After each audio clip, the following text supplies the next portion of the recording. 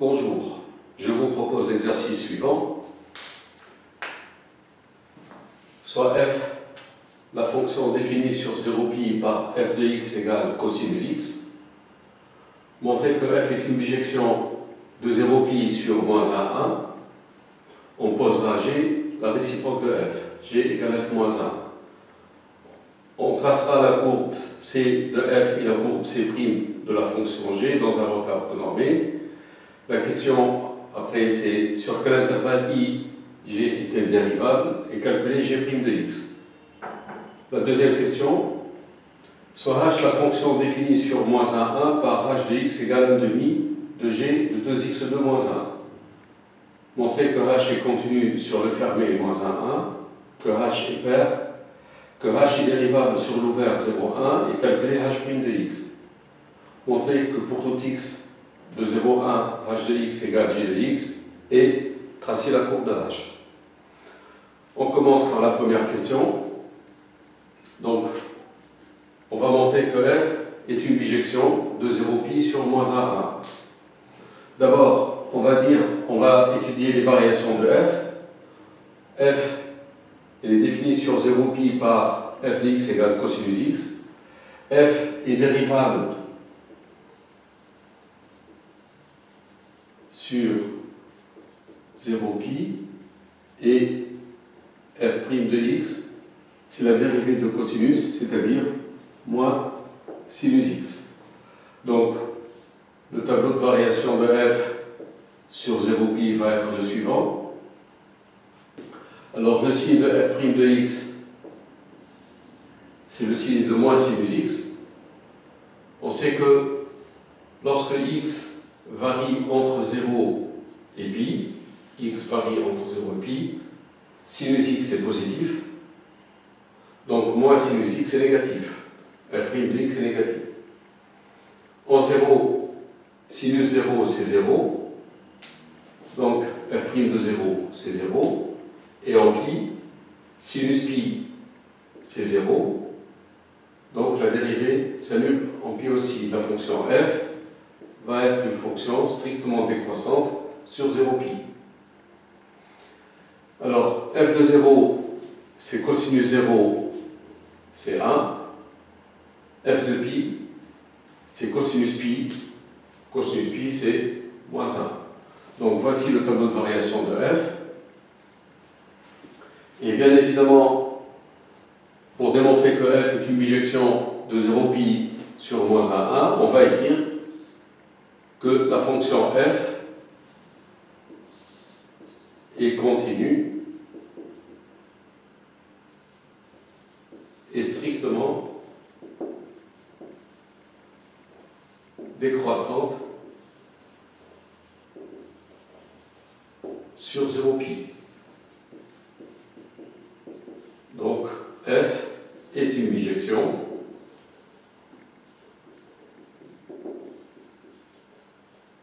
de 0π sur l'image de l'intervalle 0π qui va être l'intervalle moins 1, 1. Alors je vais tracer la courbe de f. F de 0 c'est 1 et la dérivée de f en 0 est nulle. F de 0 c'est 1. La dérivée est nulle, c'est-à-dire que la courbe de f admet au point d'axis 0 une demi-tangente horizontale. F de π, c'est moins 1, et la dérivée de f en π est nulle. Donc l'image de π, c'est moins 1. La dérivée est nulle, c'est-à-dire qu'au point d'axis π, on a aussi une demi-tangente horizontale. On va remarquer que l'image de π sur 2, c'est cosinus π sur 2, c'est 0. Donc la courbe de f passe par le point de coordonnées π sur 2, 0. F décroît de 1 à moins 1. Donc voici la courbe de f. Une demi-tangente horizontale ici. La courbe passe par le point d'abscisse π sur 2. Et voici la courbe de f, qu'on appelle C. Pour tracer la courbe de f moins 1, c'est-à-dire la courbe de g, l'image de la courbe de g, c'est prime, et l'image de la courbe C par la symétrie d'axe y égale x. Alors pour tracer la courbe C', on a f de 0 c'est 1. Donc g de 1 c'est 0. G de 1 c'est 0. La courbe de f admet au point d'abscisse 1 une demi-tangente horizontale, donc par symétrie, la courbe de g admet au point d'abscisse 1 une demi-tangente verticale. F de pi c'est moins 1. Donc g de moins 1 c'est pi. G de moins 1 c'est pi. La courbe de f admet au point d'abscisse pi une demi-tangente horizontale. La courbe de g admet au point d'abscisse moins 1 une demi-tangente verticale. F de pi sur 2 c'est 0. G de 0 c'est pi sur 2. G de 0 c'est pi sur 2.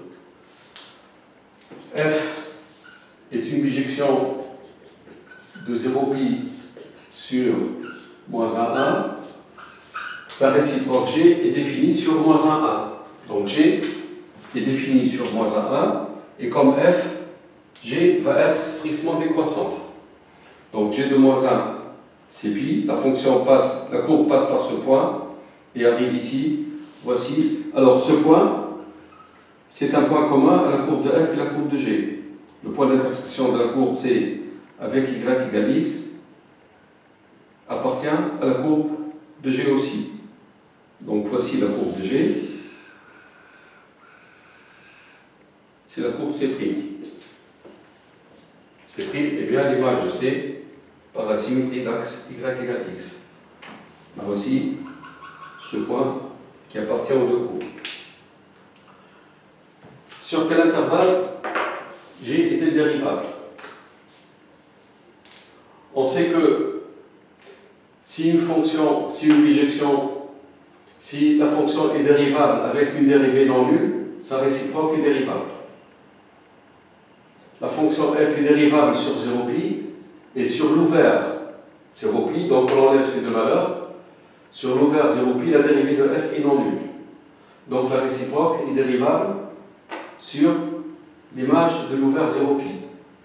On va écrire que f est dérivable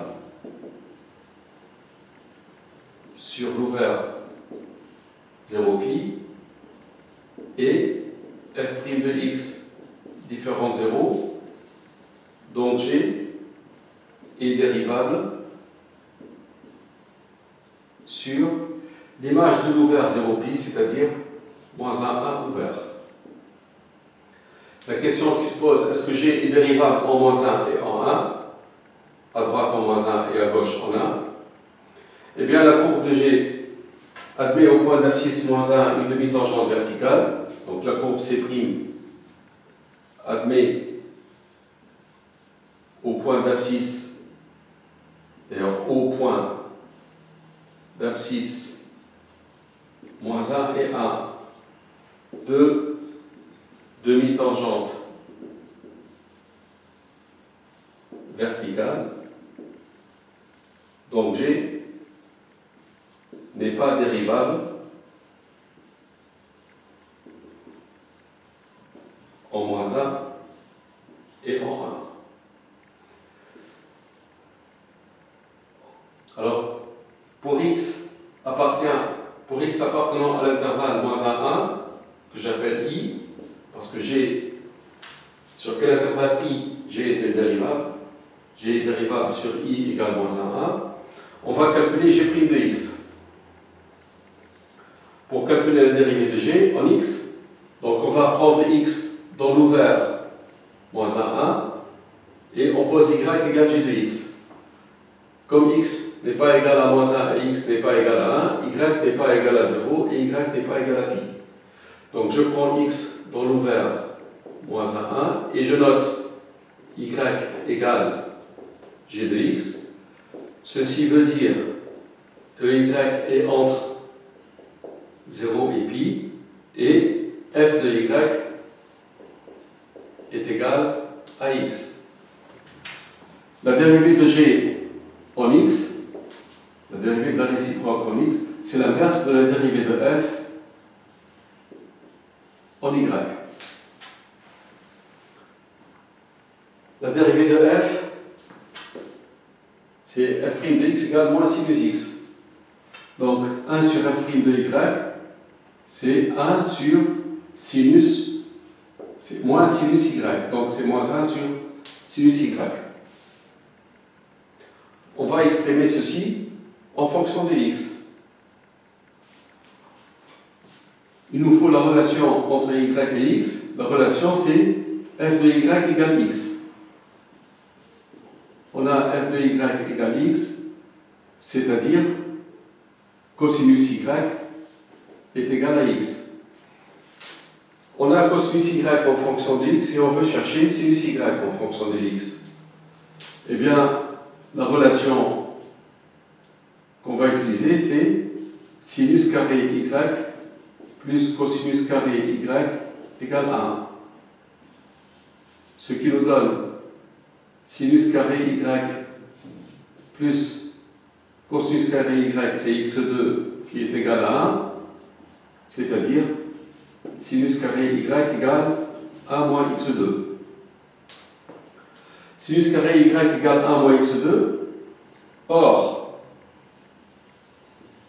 je sais que y est dans l'ouvert 0π. Donc, sinus y est positif. Entre 0 et π ouvert, le sinus est strictement positif. Et x, je sais qu'il est entre moins 1 et 1. Donc x2 est entre 0 et 1. 1 moins x2 est positif.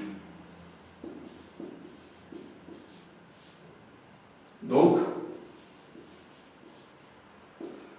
sinus y va être racine de 1 moins x2. Sinus y, c'est racine de 1 moins x2. La conclusion, c'est que pour x dans l'ouvert moins 1, 1, g' de x, c'est moins 1 sur sinus y, c'est racine de 1 moins x2.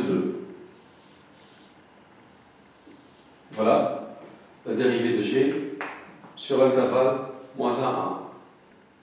Dans la deuxième question, on considère la fonction h définie sur moins 1, 1 par h de x égale 1 demi de g de 2x2 moins 1. Montrer que h est continu sur moins 1, 1. Eh bien, il faut voir que la fonction qui est x associe g de 2x2 moins 1 est continue sur moins 1, 1.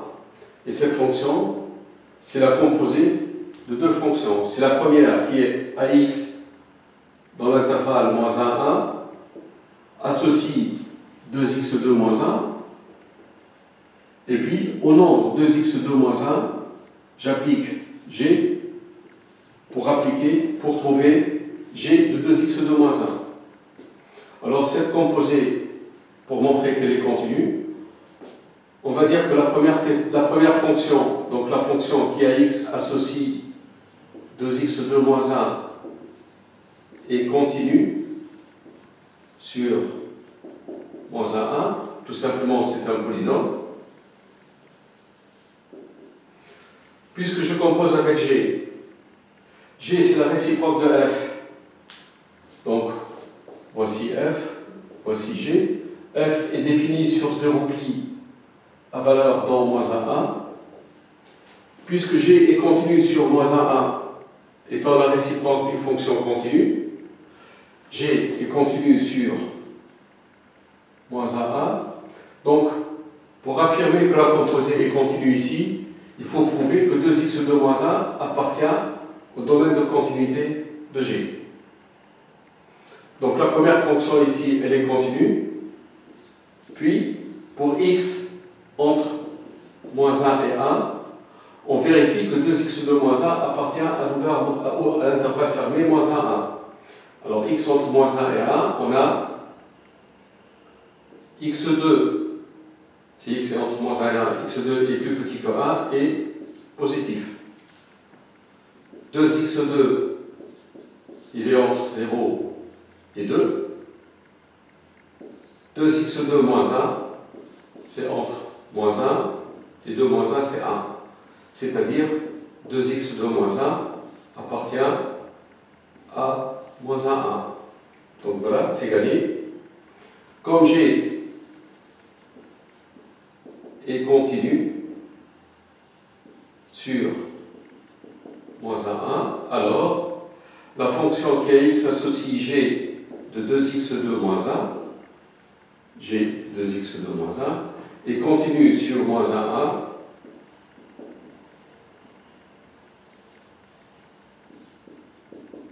comme étant composé de fonctions continues, et par suite,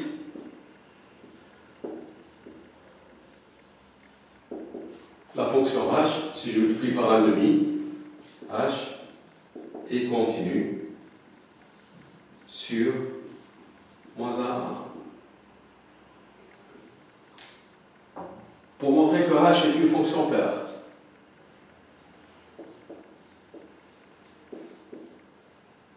il suffit de montrer que pour tout x dans l'intervalle moins 1, 1, on a moins x qui appartient aussi à moins 1, 1, et h de moins x, c'est, je remplace ici x par moins x, c'est 1,5 de g de 2 fois moins x au carré, c'est x au carré.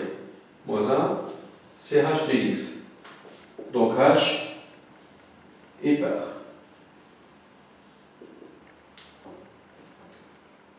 Pour la question C, on va montrer que h est dérivable sur l'ouvert 0, 1. Et on va calculer h' de x. Pourquoi est-ce que h ne serait pas dérivable sur moins 1, 1 entier, moins 1, 1 fermé?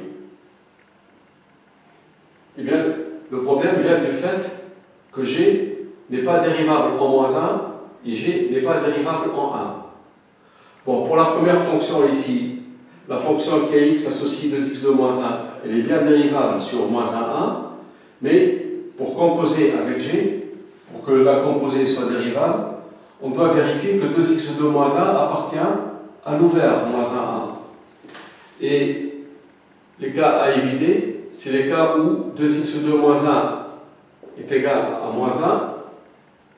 Donc on ne peut pas composer parce que g n'est pas dérivable en moins 1. Et le deuxième cas, c'est lorsque 2x de moins 1 est égal à 1. 2x de moins 1 est égal à moins 1, c'est-à-dire 2x2 est égal à 0, donc x égale 0. X égale 0 pose problème dans la dérivée de la fonction composée. Et 2x de moins 1 égale 1 veut dire que 2x2 est égal à 2, c'est-à-dire x2 est égal à 1, x égale moins 1 ou x égale 1. Donc, pour la composée ici, pour la dérivée de la fonction composée, sur l'intervalle moins 1, 1, moins 1 pose problème, 1 pose problème, 0 pose problème. Donc, on se contente de démontrer la dérivabilité de la fonction h sur 0, 1 ouvert. Ça va être comme ici. On va dire que la fonction kx associe 2x de moins 1, comme on travaille sur l'ouvert 0, 1, la fonction x associe 2x de moins 1 est dérivable sur 0, 1. Et maintenant, pour x dans 0, 1, on a x2 entre 0 et 1 strict. Donc 2x2 entre 0 et 2. 2x2 moins 1 entre moins 1 et 1. 2x2 moins 1 appartient à l'ouvert moins 1, 1. Comme g est dérivable sur l'ouvert moins 1, 1, alors la fonction kx associe g de 2x de moins 1 est dérivable sur 0, 1 ouvert. comme étant composé de fonctions dérivables sur 0,1 comme étant composé de deux fonctions dérivables et par suite h est dérivable sur 0,1. On va maintenant calculer h' de x pour x entre 0 et 1. Donc, pour x appartenant à moins 1, 1, on a h de x égale 1 demi de g de 2x de moins 1. Donc, si x entre 0 et 1, ouvert maintenant, la dérivée de h en x, c'est 1 demi multiplié par la dérivée de cette composée. La dérivée de g de 2x de moins 1, c'est la dérivée de g en 2x de moins 1 multiplié par la dérivée de 2x de moins 1. 2x de moins 1, sa dérivée c'est 4x. Donc je trouve h' de x égale 4x divisé par 2, c'est 2x. La dérivée de g, j'ai gardé l'expression ici. En x, c'est moins 1 sur 1 moins x2. Donc, la dérivée de g en 2x de moins 1, c'est moins 1 divisé par racine de 1 moins, au lieu de prendre x, je prends 2x2 moins 1, que j'élève au carré. Je trouve h' de x égale moins 2x divisé par racine de 1 moins 2x2 au carré, c'est 4x puissance 4, moins 4x2 plus 1. h' de x égale moins 2x divisé par moins 4 fois moins 4x2, c'est 4x2, moins 4x4, moins 1 plus 1, c'est 0. Je trouve h' de x égale moins 2x divisé par, ici je mets 4x2 en facteur. Donc racine de 4x2, facteur de 1, moins x2. X est entre 0 et 1, x est strictement positif. Donc racine de 4x2, ça va être égal à 2x. Racine de 1 moins x2, et ici c'est moins 2x. Je simplifie par 2x, je trouve h' de x égale moins 1 sur racine de 1 moins x2, c'est-à-dire g' de x. Donc pour x entre 0 et 1, h' de x, c'est g' de x. Pour tout x de 0 à 1, on a h' de x qui est égal à g' de x. C'est ce qu'on vient de démontrer. Donc, h de x est égal à g de x plus c, où c est une constante sur l'ouvert 0,1. Deux fonctions qui ont même dérivée, leur différence, c'est une constante. Elles sont égales à une constante près. Comment trouver la constante c? Et sur l'ouvert 0,1, on va prendre une valeur particulière. Eh bien, on va calculer par exemple h de 1 demi. 1 demi, c'est entre 0 et 1. h de 1 demi, c'est 1 demi de g. 1 demi au carré, c'est 1 quart, fois 2, c'est 2 quarts, c'est 1 demi. 1 demi moins 1, c'est moins 1 demi. Le problème, c'est de trouver g de moins 1 demi. On sait que f de 2pi sur 3, c'est cosinus 2pi sur 3, c'est moins 1 demi. Donc, g g de moins 1,5, c'est 2π sur 3. Et ceci va donner 1,5 multiplié par 2π sur 3, c'est-à-dire π sur 3. Voici l'explication. Donc h de 1,5, c'est π sur 3, et g de 1,5, justement, pour calculer g de 1,5, on a f de π sur 3, c'est cosinus π sur 3, c'est 1,5. Donc g de 1,5, c'est π sur 3. Donc g 1,5, c'est π sur 3. Alors, sur l'ouvert 0,1, h de x égale g de x plus c. h de 1,5,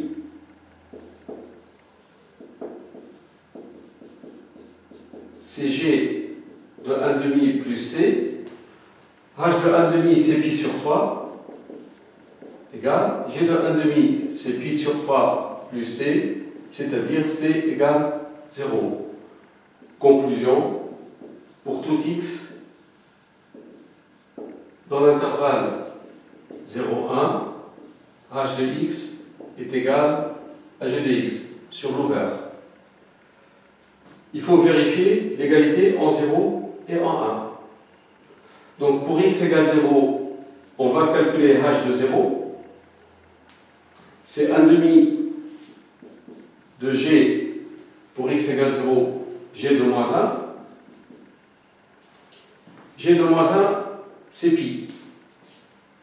Donc ça fait pi sur 2. Et g de 0, c'est pi sur 2. G de 0, c'est pi sur 2 ici. La courbe de C, on l'a tracée.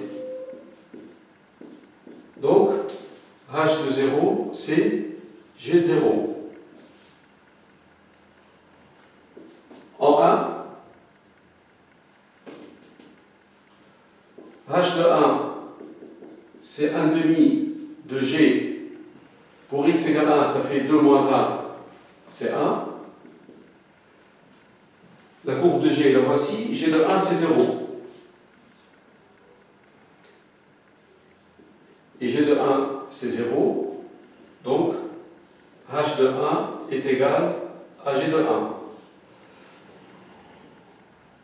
Pour tout x de l'ouvert 0,1, h de x égale g de x sur l'ouvert. h de 0, c'est g de 0. h de 1, c'est g de 1. Conclusion, pour tout x de 0,1 fermé, h de x est égal à g de x. Pour montrer que pour tout x de 0,1 fermé, h de x est égal à g de x, on peut procéder autrement. On a dit que pour tout x de l'ouvert 0,1, h' de x est égal à g' de x.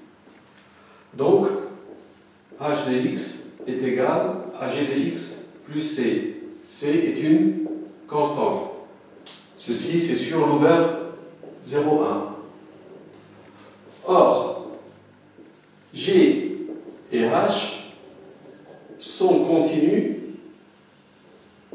sur le fermé 0,1. En fait, h est continu sur moins 1,1, en particulier sur le fermé 0,1. Et g est continu sur moins 1,1, en particulier sur 0,1. C'est la réciproque d'une fonction continue. Donc, si je calcule h de 0, h de 0, c'est la limite lorsque x tend vers 0 plus de h de x. Parce que h est continu à droite en 0.